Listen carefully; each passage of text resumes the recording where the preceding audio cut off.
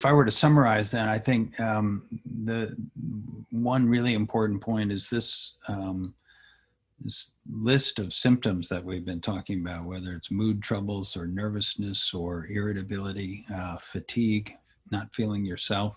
It's really normal after concussion. And so it's to be expected.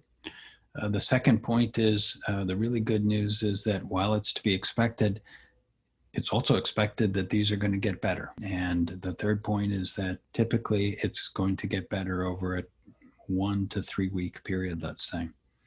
And then finally, even if you happen to fall into the category where it's taking longer for you to get better and or you start to exercise again or exert yourself and the symptoms seem to recur, that's not a cause for despair. There's a big variability in the recovery trajectory that people experience. And so you may simply be one of those individuals that's going to take a little bit longer to recover.